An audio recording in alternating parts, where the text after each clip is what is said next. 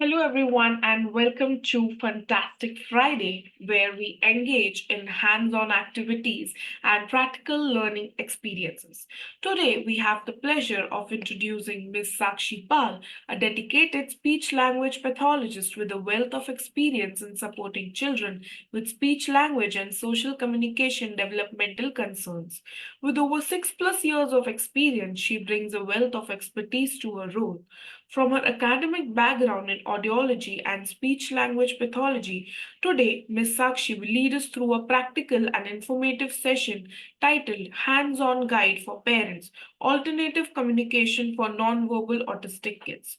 Through her expertise with child led neurodiversity affirming practices, she will equip parents with the tools and strategies they need to facilitate communication and connection with their nonverbal autistic children. Join us as we embark on this interactive journey with Ms. Sakshi Pal and discover practical solutions for enhancing communication and fostering meaningful conversations with our children. So, thank you so much, Sakshi Pal, for joining us today and further handing over it to you. Thank you, Krisha. Thank you, Connect. Hello, everyone. Thank you for joining us as we discuss about how caregivers such as parents and teachers can implement alternative communication strategies for children who are autistic and nonverbal. A very important thing that we all must know is that autism is a neurotype where a person has difficulty in communication or just social communication, and they may not learn to communicate verbally for various neurological reasons. So the communication abilities of autistic people range from being verbal to being minimally or completely nonverbal. And at times, even a verbal autistic individual may have difficulty communicating using speech due to sensory and emotion overwhelm when the system is not very regulated. And during such times, they may have to use alternative strategies to communicate, such as a picture board or sign language. Now let's talk about why do we need alternative communication and for whom do we need it. So we need alternative communication because communication is important, be it in any form, and we all use nonverbal communication in our daily lives, such as when we are outside on a playground and talking to our teammates, we are using signs because the person is far away, or we don't want to just draw attention to our conversation. Don't we do that? So here, even though a neurotypical person who is verbal, but they're still using signs, that means we are still using multi-method to communicate. We're using multiple ways to communicate with each other. Just think about yourself and see what are we doing. We're using hand gestures, we're using facial expressions, we are using texting and not many things. And also in today's time and even earlier, people wrote to each other to communicate, and there were art forms that communicated the lives and stories from one generation of humans to others. And hence, people with autism should also have all the right to communicate in whichever method that they want to, and we must support them. So, and also the research says that a lot of autistic individuals have apraxia of speech, which is a motor speech disorder that affects a person's ability to plan and coordinate motor aspects of speech, which means that they are unable to coordinate different muscle movements of mouth to speak, to produce speech, to have that coordinated movement to, to open mouth whenever they want to, when they want to say ah, when they want to say true words. And so even though they have the language, they have the receptive language, they do not have speech. So they understand what people are talking to them, what people are conversing with each other, but they may not be able to verbalize their own thoughts and feelings, even though they want to, because of the difficulty that they have because of apraxia of speech. And in such situation, an autistic individual feels very frustrated, and this frustration may come out as behaviors. We call them behaviors, but they are actually communicative behaviors that I'm frustrated, I have sensory overload, I have emotional overwhelm, or whatever it is. So in this situation, a person may have behaviors that we call them, which can be in the form of aggression or shutdown or meltdowns. And hence, to minimize the frustration, an alternative way of communication is really needed. Now, let's look at different alternative strategies. So, we broadly divide them into two categories. First one is unaided communication, and the second one is aided communication. So, let's talk about unaided communication. It's a method of communication which includes facial expression, body language, gestures, and pointing. In unaided communication, no additional tool or equipments are used beyond the human body. Whereas in aided communication, external objects are used for communication, such as picture communication boards or books or communication softwares, which have text to speech or pictorial speech generation. And, these are the different unaided and aided strategies that we can implement to have alternative communication method. So let's talk about how can you use alternative communication for your child. So we are going to dive into the hands-on training part right now. So be ready with the pen and paper so that you can note down a few things that I'm going to ask you to, because we are going to make a customized board for your child. But before we begin, let me again emphasize on the use of multimodal communication. That is, a child can use multiple ways to communicate his needs, such as a child can use sign language, hand leading, and communication board to express its various communication needs. For example, you may have a child who's already using hand leading at home for basic needs, such as to indicate hunger, wants water, wants food, wants to go out, wants to open or close something, but the child may not be able to use them in outside settings. Say maybe you go to a mall, at home your child is telling you that he wants to go to the washroom, but when you're at the mall, the child is unable to do so because of sensory or emotional overwhelm that they may face during a visit to the mall, the excessive lights, the noise, the crowd, and so many other things. So in this case, a child can use a picture communication board or book or even signs. Or for example, there are many parents who say that the child is using hand leading in at home, but is not able to use hand leading in school because that is probably not allowed, or the child does not feel very comfortable to use hand leading at school. So in that situation, a child can use picture communication book or board. So now let's begin hands-on training with regards to your child. So you will have to answer some questions to understand your child's communication need better. Remember, every child will have a different communication need, but they will have some common basic needs like want to go to the washroom, want to drink water, I'm hungry, I'm in pain, I want more, I want to do it again, and so on. So I'm just going to quickly share a few questions with you that you will have to answer. Yeah, I hope everyone can see my screen. So question number one is, how does your child communicate? So write down the answer to this question. How is your child communicating? Is your child using hand leading, taking your hand to the particular object, place? Or is the child using sign language? Is the child saying give, come, no? What is your child doing? Or is the child using some true words, some meaningful words? Or they're using some short words, or they're using just vocalization to indicate pain or anything else accompanied with signs or gestures? Is your child using eye pointing? If your child wants something, they will just look at that particular object, or if they want to go out, they will just look at the door. What is your child doing? Or is your child pointing? Does the child have pointing behavior? So how is your child communicating? And what does he or she communicate? So write this down. How are they communicating and what are they communicating? So you can draw columns like this.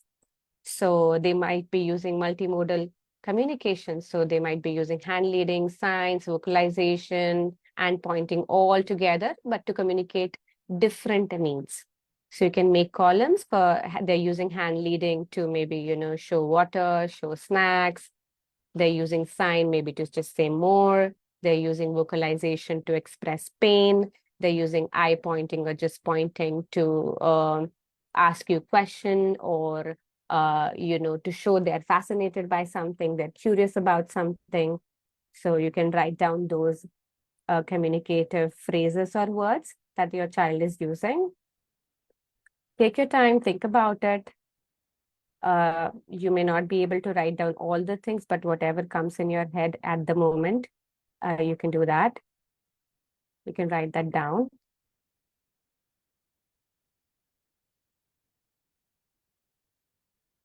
Think.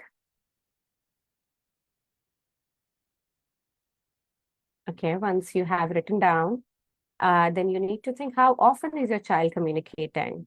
If the child is showing you washroom, how often are they doing it? Are they doing it when they're unable to switch on the lights, when they're unable to open the door? Or they do it every time, or they do it only when they have some difficulty?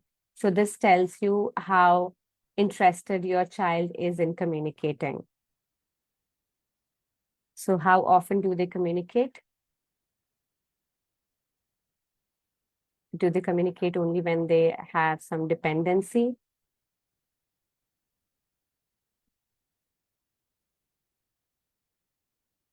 Once you write that down, you can then answer this question: where do they communicate and where do they need to communicate? So you need to write that down. Your child is communicating, he or she is in pain when they're at home, but they're unable to do so when they're at school or any other settings. So you know for sure that my child is communicating this, but only with me and not with others. So you need to have a generalized skill for that particular communicative behavior.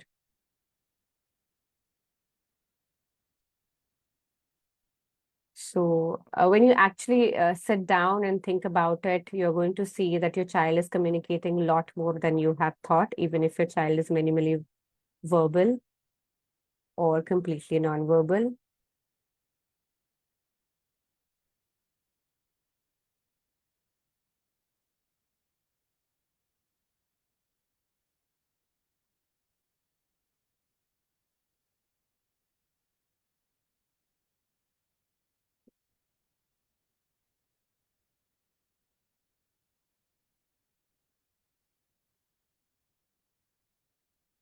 Then go to the next question, what more does your child communicate with behavior? Like I said, the child may have behavior because they're in emotional or sensory overwhelm, they have sensory overloading, they are overstimulated. So you need to understand, when does your child begin to cry? When does your child become frustrated? When is your child throwing some tantrum or any behavior? So your child cries because he or she is in pain. Your child is crying because they want to maybe go on the slide again and again, and you're not taking them. So the child is crying. So does the crying behavior means I want to go on the slide again? What is it? Note that down.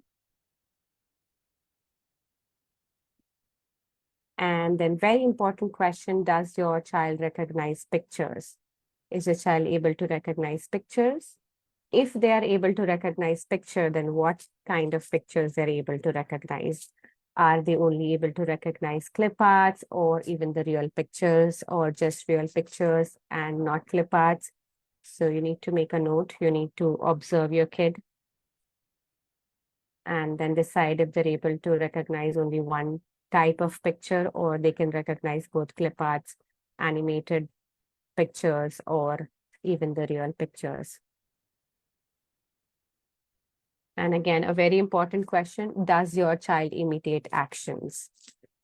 Is your child able to imitate actions on rhymes? Is your child able to imitate actions after watching a movie? Are they able to, copy the dance steps that they have recently seen?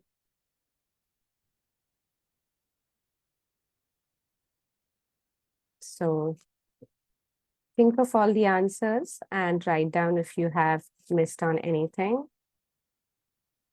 So once you answer these questions, you know what type of alternative strategy will work best for your child. So let's begin with the answers that you have put down for each question. So starting from question number 1, that is, how does your child communicate? That tells us the predominant nature of communication of your child. So if hand leading and signs are the answer, that means your child is able to move arms, fingers, and the child has the gross motor ability to point to an object or picture board, which is a very good sign for you to think of such a communication board. Because like I said, a child may have apraxia of speech. So this is not just limited to speech, but they may have whole body apraxia. In this condition, they are not able to point, they're not able to move their body according to their own will. I want to raise my arms. I understood that I had been given a command that put your arms up.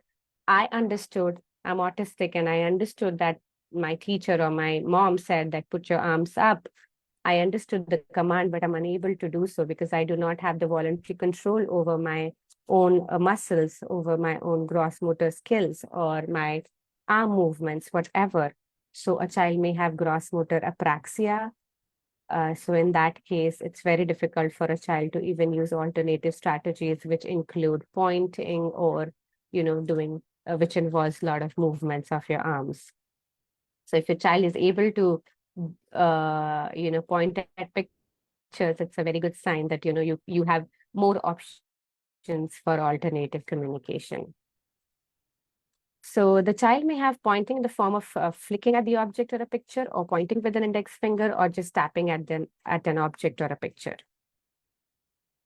Now let's move on to question number 2. That is, what does he or she communicate? So for example, you have written down when he or she needs to drink water, is hungry, wants to go to the toilet, wants to sleep, wants to play with a particular toy or a game.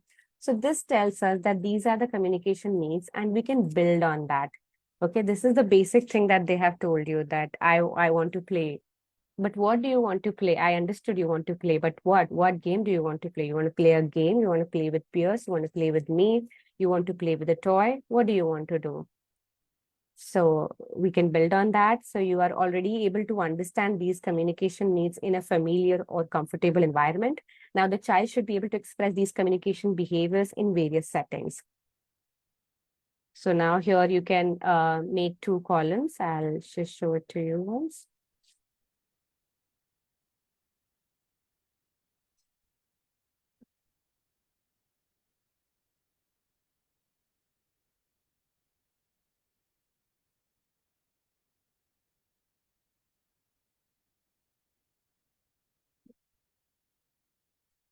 So you can make 2 columns like that. What does the child communicate and what more the child can communicate? So the child is telling you using gestures that they are hungry.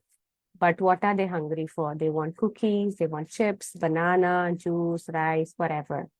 You understood the child is saying, go out. The child points at the door, takes your hand, goes out of the house, gives you the car keys, takes you by the car, makes you sit in the car and says, drive. But where do you want to go?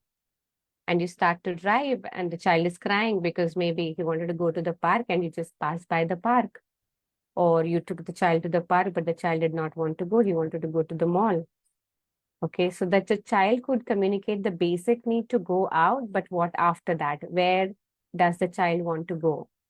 So you need to add some more fringe vocabulary. So the one that are basic one are your core vocabulary, and then you add fringes or you go in the details and you add some more vocabulary to that. So the child has more option to precisely tell you what he or she is trying to communicate. So basically, pick the basic communication and intent and build on that and add more related vocabulary. Now let's look at the answer to the question number 3, that is, how often do they communicate? Now here you can see that what is the frequency of your child communication so that you know where you can build more. A child may have limited interest in communicating with others. That is, they have restricted social communication and communicate only when there is a dire need to do so. So here maybe the child wants to communicate more. So let's look at what interests the child. Okay, so as we know that autistic people will have restricted interest, they will have limited interest, they may not like everything.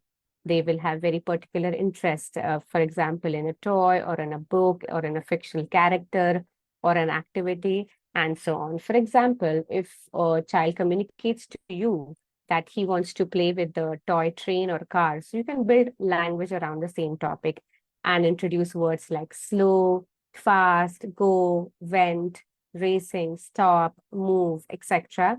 by using phrases and associating those words and phrases with a sign or a picture, whichever the child prefers or learns better. So this is a slow process. This is not going to happen in just one or two trial. This is going to take time, but that's how you move forward when you're using alternative communication and also building language. So alternative communication is not just for you to be able to communicate, but also to build more and more language so that reception, the comprehension of the world where people are always using words get better. And so the sharing of thoughts, sharing of emotion, and sharing of needs get better. So that is your expressive language improves, uh, uh, be it by using alternative communication. So here we need to work on improving the child's communication frequency to connect better with the environment. So the child here maybe want to play with the toy car or train, but they do not have anybody to play with.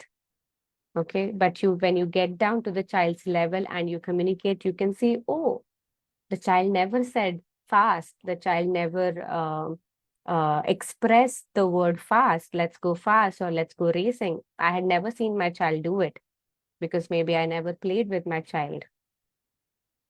So this is not to say that you must force the child to communicate more, but if the child wants to, then he or she should have the receptive and understanding vocabulary and express using the vocabulary if they want to. So it's not like forceful, the child has to learn, but you should give the opportunity to a child to learn more. Now, moving on to answer to the question number 4, that is where do they communicate and where do they need to communicate? So this will tell you where is the scope of improvement. So you can decide on the vocabulary based on the settings and needs. Like I said, a lot of children, they communicate toilet needs when they're at home, but once they're in an outside setting, maybe they do so even in school. They communicate in school because it's a familiar environment after a while, but they're unable to do so when they're at a social gathering, for example, a birthday party or a wedding, or when they're at the mall because of other aspects which involves your regulation. That is getting hampered because you're in a new setting, and we know a new setting can hamper an autistic individual's sensory processing. So in that case, we need to decide, okay, my child expresses the need to go to the washroom. I know my child knows this, but my child is not doing it when I'm at the mall. So my child does have the concept, but it's not generalized to different settings. So let me work on that. Okay, my child is saying more when he's at home and wants something more. But when we are at the mall and my child wants to say more, he or she is crying or having a meltdown. So in that case, you need to give an alternative communication because the sensory overstimulation is actually causing a lot of meltdown, lot of overwhelm, which puts a person into a flight and fright mode. The child is scared, the child is anxious, and because of that, he or she is unable to use motor movements which are more complex, but just pointing at something quickly is much easier. So in that case, you can use an alternative communication. Now, let's look at the answer to question number 5. That is, what more does your child communicate with behavior? The answer to this question is pretty crucial because here the child may have more complex needs. For example, the child wants to sit on a ride again and again when in a park, and you are telling the child no, but the child demands again and you just say no, and the child has a meltdown because maybe his sensory needs are not met. Maybe that swing or the slide was actually calming down his sensory overstimulation. So in such cases, the child should have access to an alternative communication system because they already are in overwhelm or disappointment and are not regulated. So you can probably have words like please, again, I want to go on the ride again. I want to go on the ride again one more time. I promise just once and we can go home then. Because communication is just not just yes and no. There are negotiation in such conversation, right? The kids, even adults, don't we negotiate when we want something with our parents or with our partner and so on? So it's just communication is just not yes and no, but there are negotiations in such conversation, and the child must have all the access to that as well. So list out all these situations and think what the child might want to say, or what would you do in a situation like that if you were at the place of the child, and what would you speak to your caregiver. So put down those words and phrases. And now let's look at the answer to question number 6. That is, does your child recognize pictures? If the answer is yes, it's a very good thing. So you can be sure of using a picture communication board or a picture communication system, be it a low-tech or a high-tech device. Or low-tech devices are your picture board, your picture books, and your high-tech devices are having dedicated systems like TD Snap, or having softwares on your iPad or tablet like Avaz, Jello, etc. Now, let's look at the answer to question number 7. That is, does your child imitate action? If they do, if the answer is yes, then they are good candidate to even learn sign language or gestures. So it's not to say that sign language or gestures are better than picture communication board, or picture communication is better than sign language, or low tech is better than high tech, or high tech is better than low tech. No. Whatever your child feels comfortable with, okay with, is able to do, you must use that. So now when you answer all these questions, you know the level of your child's communication. And now your next step would be to actually build a communication board, a book, or pages or folders on your software. So think about all the things that I told you. Think about all the answers that you have written down. If there's anything that you would like to add on, have questions about, you can type in your questions, and I would be happy to answer them.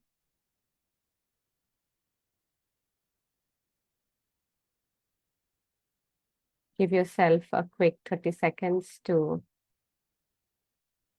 finally decide your child's communication need.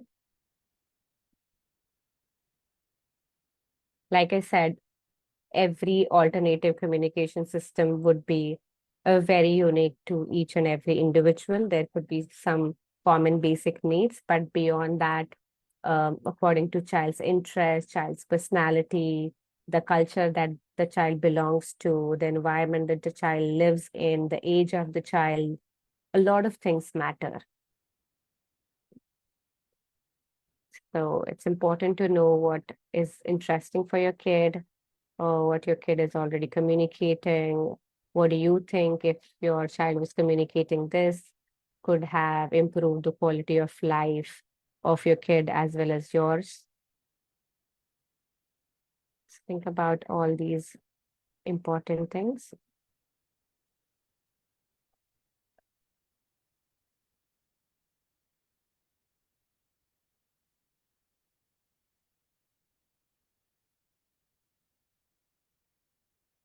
Once you're ready with that, I'm going to show you how exactly a communication board would look like. So these are two parts. That's the first page and that's the second page. So these are some of the very basic needs. Yes, yes, no, I'm sick, I'm hungry, I want to go to the washroom, I want to drink, I want more, I want to wash hands, I got hurt, I need to dress or I need to change, I need some quiet time, right? So depending on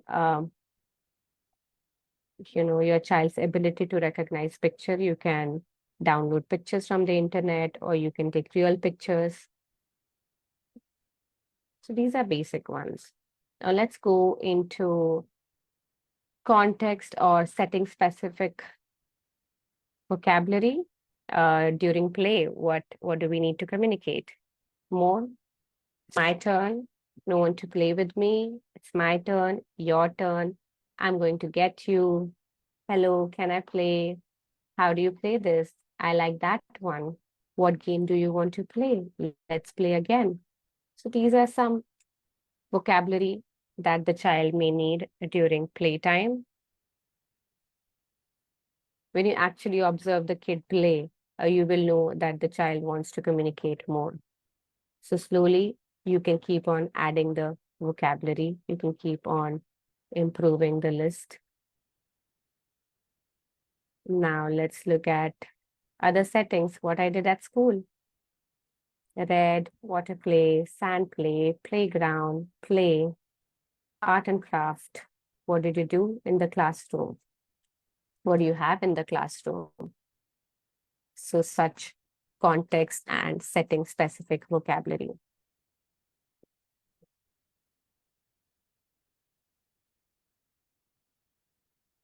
You ask your kid, what did you do at school?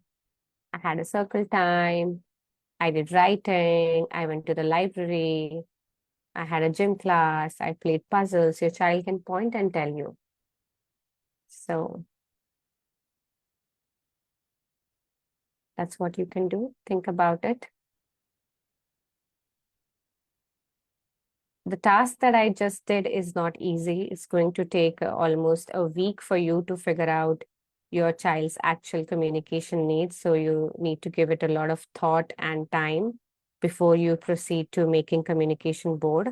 So you can either use just one picture communication board in the beginning with basic needs. And slowly, when you understand your child is able to use that, you can add more vocabulary. Once you feel more confident, yes, at least my child is able to communicate basic need every single time. Um, you know that you can add more vocabulary, and the picture communication system is actually working for your kid. Having said that, it's just not going to happen when you just take the picture communication board and just show that this is yes, no, want water, want snacks. No, it's not going to work like that. You have to model, like we model language, like we model verbal communication to a child. For a child to learn language, we need to model alternative communication as well. So if I want to eat, I am hungry, I'm going to say that to my kid, Mama, hungry. I am hungry. Okay. So you need to model so the child knows. So you just cannot say, I am hungry, just point to say, I am hungry. So you say, I am hungry. You go to the kitchen, you eat something. So the child associates, oh, Mama did this. She showed me she's hungry. She showed me this picture and then she ate. Okay, then probably this means she was hungry. The child does have the concept, does have the understanding of hunger, but the child may not know that this particular word, this feeling is called hunger or being hungry. So you verbally tell the kid, I am hungry, Mama is hungry, show the picture, and then associate this picture with the action, going and grabbing a snack. So that's how the picture and action association would happen. The modeling is happening. The brain is learning, and you would eventually see child use AAC in their daily lives. So this is a slow process. It's not going to happen over a couple of days. It takes time. In my practice, it takes sometimes very long. There are some kids who learn within 15 days, a month, but there are some who will take like 3 months, and that's completely fine. It depends on every brain. It depends on every child, uh, what they learn and how quickly they learn. So we need to have patience. We need to keep on trying. The child may be grasping, but it takes time for them to be able to express, for them to accept even this new method of communication. So give it some time. Do not give up. and keep on adding more and more vocabulary to your child's communicative needs. So, and also I'd like to add that there are a lot of softwares which have, pre-made phrases, words, pictures. So you can buy any of those. In my practice, I'm from India, so I use Avas and Jello, which are very linguistic friendly to the Indian community, but they also have English, they also have foreign language, they have Spanish, German, so you can go for those as well. And they definitely have UK, Australia, and US English.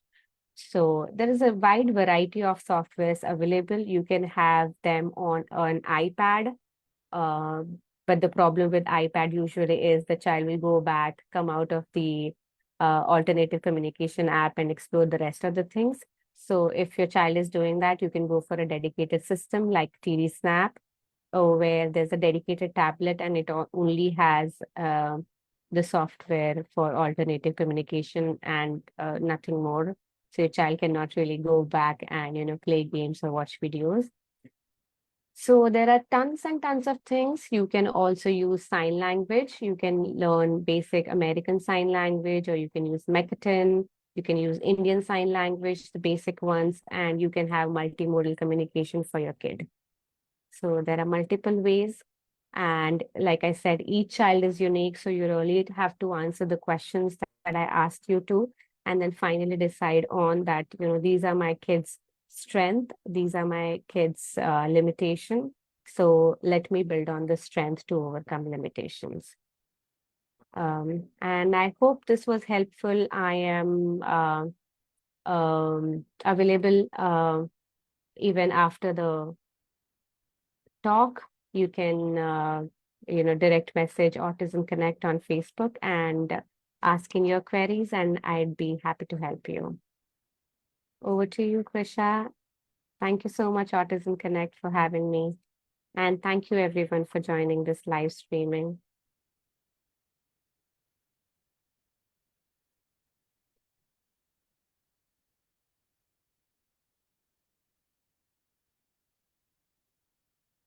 Hi, Sakshi. Hi again. It was an amazing session. It Thank was you. really fun for even us to watch all of these play cards and that mat and everything. So it was amazing.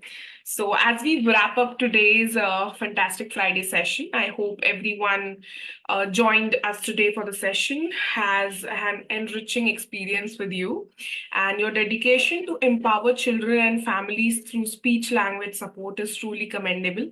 So thank you once again for your invaluable guidance and expertise, and thank you to everyone who joined us today. So may we continue to engage in our practical learning experiences that enhance the lives of those we care. So finally, thank you so much. Take care and see you next time. Bye. Bye.